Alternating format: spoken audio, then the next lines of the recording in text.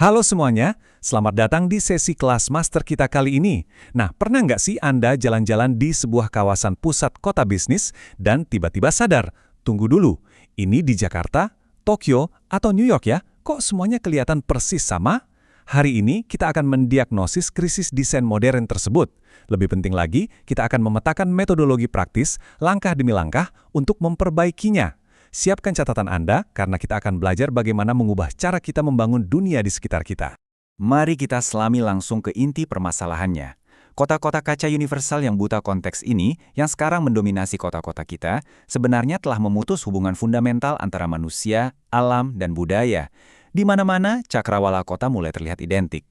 Dan ini bukan cuma masalah selera ya. Ini menciptakan epidemi homogenisasi, sebuah keseragaman massal di mana kita secara tragis kehilangan identitas lokal dan karakter unik dari tempat kita berpijak. Sebelum kita masuk terlalu dalam ke detailnya, ini dia ringkasan eksekutif untuk materi kita hari ini. Intinya sederhana, kita harus segera berhenti melakukan kebiasaan malas meniru estetika lokal secara dangkal. Sebagai gantinya, kita harus beralih ke proses desain kontekstual berbasis prinsip.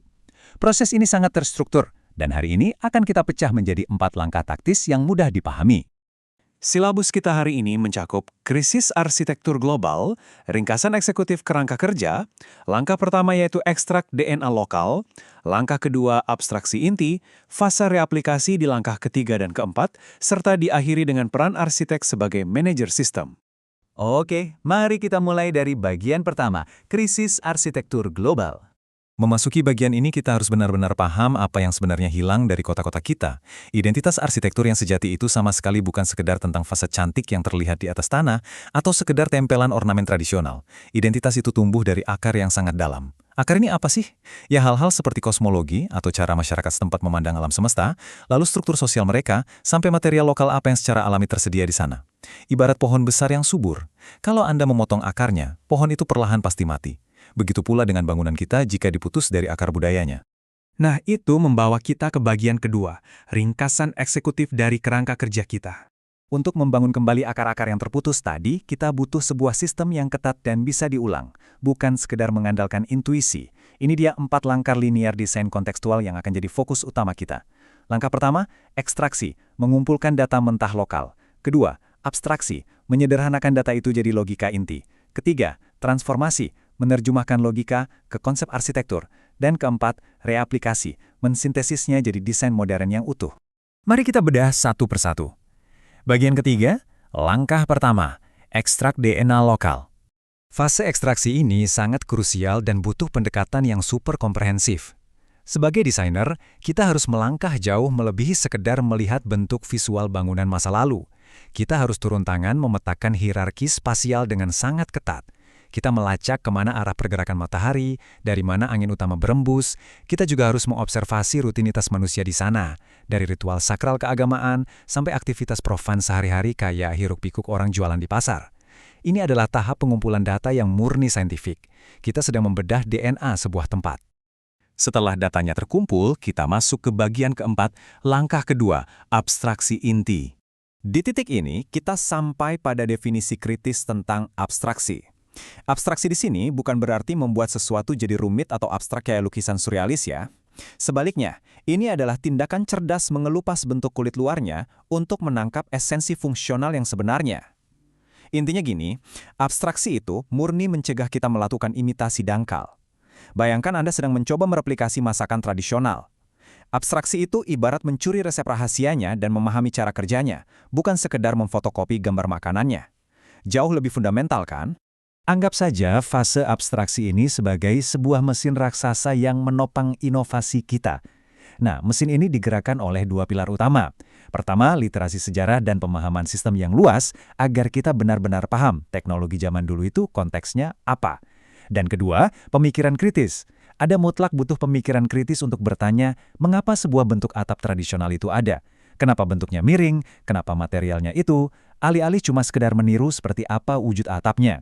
Poin krusialnya adalah membedakan 2 pendekatan yang sangat bertolak belakang ini. Coba bandingkan.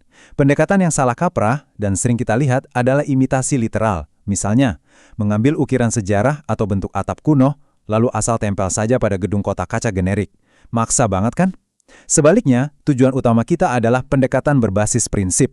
Disinilah kita menerjemahkan logika dari sejarah tersebut ke dalam wujud bangunan masa kini yang benar-benar relevan dan fungsional. Kalau kita membedah jebakan melawan tujuan akhirnya, imitasi literal itu cuma menghasilkan sebuah pasce. Pasce itu semacam karya tempelan kosmetik, estetika kulit luar doang, yang dijamin bakal gagal merespon iklim modern kita.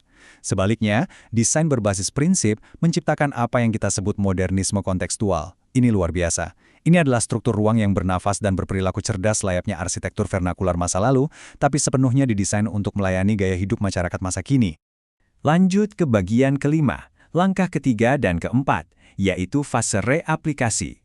Sekarang kita masuk ke langkah ketiga, transformasi. Disinilah letak keajaiban praktisnya mulai terjadi. Logika yang sudah kita abstrak tadi, kita terjemahkan ke dalam 4 area konkret. Pertama, zonasi spasial. Gimana mengatur ruangnya? Kedua, proporsi massa bangunan yang merespons topografi tanah. Ketiga, palet material lokal yang berkelanjutan. Dan keempat, yang sering dilupakan, menciptakan ambang batas aktif, seperti beranda atau teras luas yang mengaburkan batas tegas antara ruangan dalam yang tertutup dan alam bebas di luarnya. Mari kita gunakan satu contoh praktis biar makin jelas.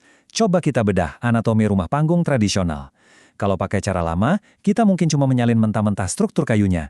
Tapi dengan metode kita mengekstrak logikanya. Apa logikanya? Menghindari banjir dan menciptakan lorong angin di bawah lantai.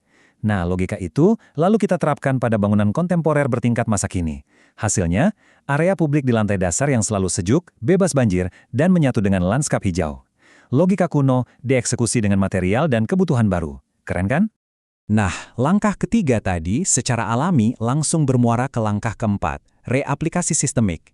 Ide-ide konseptual tadi akhirnya diwujudkan secara fisik jadi fitur-fitur yang bisa menjawab krisis iklim saat ini.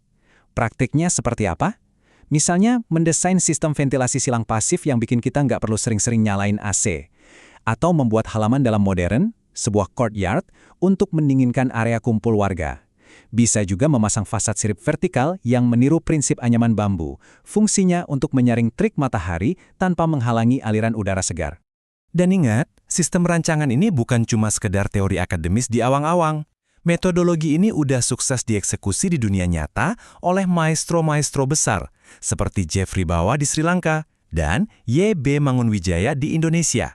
Mereka menolak keras meniru bentuk masa lalu secara klise. Sebaliknya, Bawa dengan sangat jenius mengintegrasikan bangunan modernnya ke dalam lanskap tropis. Sementara Mangunwijaya menggunakan material lokal secara inovatif banget untuk memberdayakan komunitas marginal di bantaran sungai. Mereka nggak cuma bikin gedung, mereka menciptakan arsitektur yang benar-benar hidup. Terakhir, kita masuk ke bagian ke-6, arsitek sebagai manajer sistem. Melalui lensa sistemik yang baru saja kita pelajari, profesi seorang desainer atau arsitek itu sebenarnya didefinisikan ulang secara radikal. Mereka bukan lagi sekedar pembuat bentuk atau seniman egois yang mendikte sebuah ruang kosong. Tidak, arsitek bertransformasi menjadi penerjemah budaya, sekaligus manajer dari sistem ekologi yang hidup. Tugas utama mereka luar biasa penting, menghubungkan kembali benang merah yang sempat terputus antara ruang hidup manusia, kelestarian ekosistem alam, dan kearifan budaya lokal. Sebagai penutup sesi kelas master kita hari ini, saya ingin meninggalkan sebuah pertanyaan, semacam pekerjaan rumah untuk Anda renungkan, khususnya terkait kota Anda sendiri.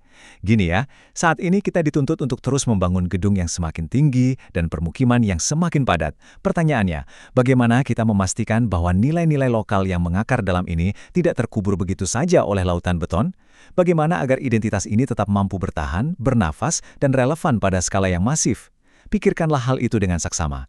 Terima kasih banyak sudah bergabung, teruslah berpikir kritis terhadap lingkungan hidup Anda, dan sampai jumpa di sesi bedah materi berikutnya.